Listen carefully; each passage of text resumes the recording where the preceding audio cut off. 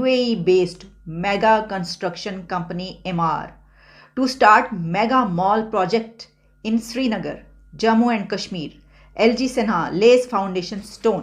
दूसरा मैं ये भी पढ़ रही थी कि सऊदी अरब ने भी जो ये डिसीजन लिया है कि अब इजी बेल आउट्स पर पाकिस्तान को पैसे नहीं मिलेंगे।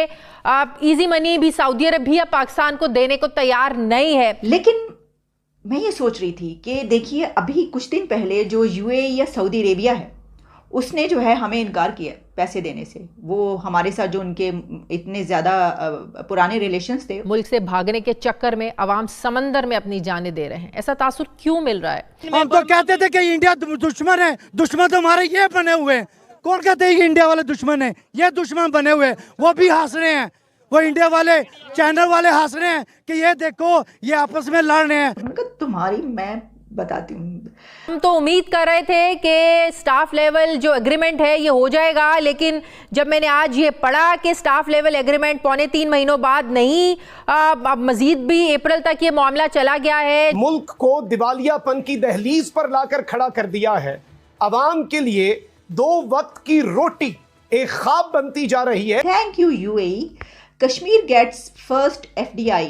Project post Article 370. UAE's Emaar becomes first overseas company to start a mega mall project in Kashmir.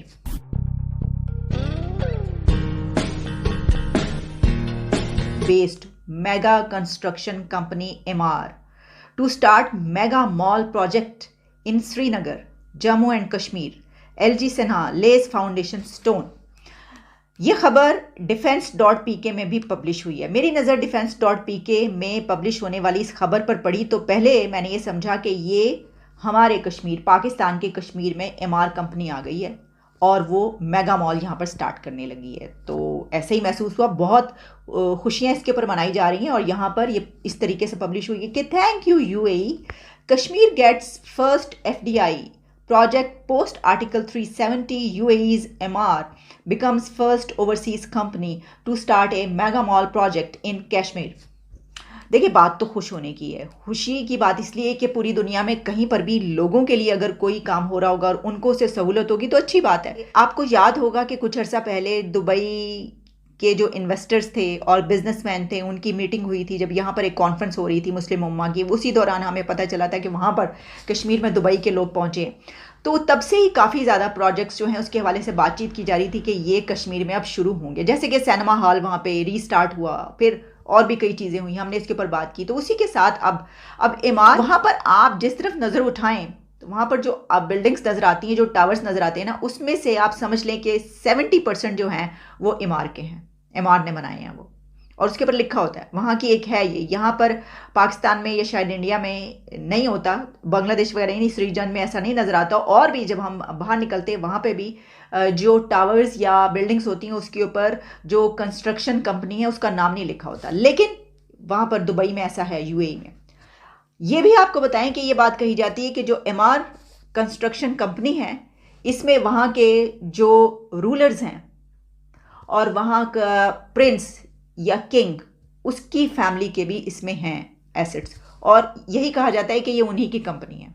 एक बहुत बड़ी कंपनी वहाँ पे तस्वर की जाती है कि Emaar, a real estate developer from the UAE, has become the first overseas company to invest in a mega mall spread over 10 lakh square feet in Srinagar, which will create more job venues and many areas will benefit from this. We will also sign several MOUs with UAE during the investment summit. ये कहा है मनोज सिन्हा ने। वो क्या कह रहे हैं सुन लें। मोटे तौर पर ये 500 करोड़ रुपए का इन्वेस्टमेंट है, रोजगार भी बढ़ेगा और मुझे लगता है जम्मू कश्मीर या खास तौर से श्रीनगर और आसपास के लोगों की जो लंबे समय से आकांक्षा थी वो पूरी होगी। आज यही के कार्यक्रम में UAE से ढेर सारे इन्वेस्टर्स आए हैं सर यहाँ।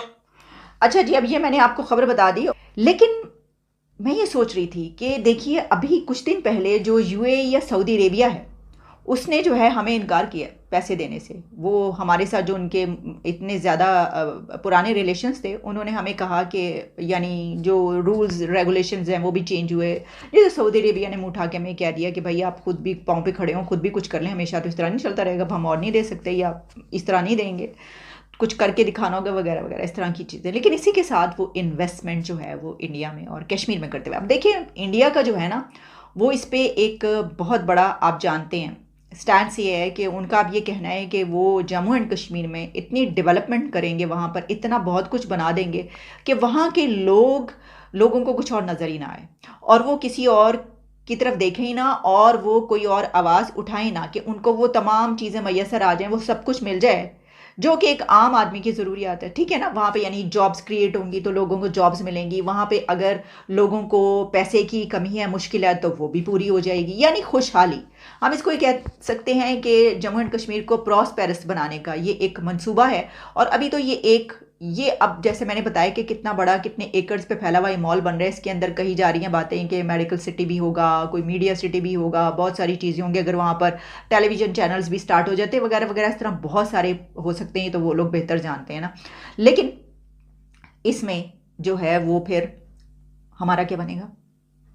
हम तो यहाँ पे हर बात पे जो है वो देखा नहीं, मैंने आपको अभी, अगर आप मेरा पिछला प्रोग्राम देखें, हमारी जो वो पीटीआई के मलाइका साहिबा हैं, बहुत ही ज़बरदस्त दबंग बोलती हैं, उन्होंने तो पुलिस अफसरों को यूं दड़म दड़म खाक में मिला दिया। उन्होंने कहा तुम्हारी, मैं बताती हूँ, इस वक्त तो मतलब हर चीज़ पे गैर यकीनी सूरत हाल है। हमें ये नहीं पता कि अगले 2 घंटे के बाद क्या, और जब हम सुबह सो के उठें तो मंजरनामा क्या हो। और ये बड़ी बदकिस्मती है, क्योंकि रियासत का और हुकूमतों का काम ये होता है कि जी जो तज़ादात उभर रहे होते हैं ना आपके माशरे में, समाज में, उनको हल करे। वो इसलिए हल करते हैं ताकि आपकी रियासत का बका उस पर डिपेंड करता है। हमारे यहाँ हर क्राइसिस जो है, हर बुहरान जो है वो अनरिजॉल्व्ड है।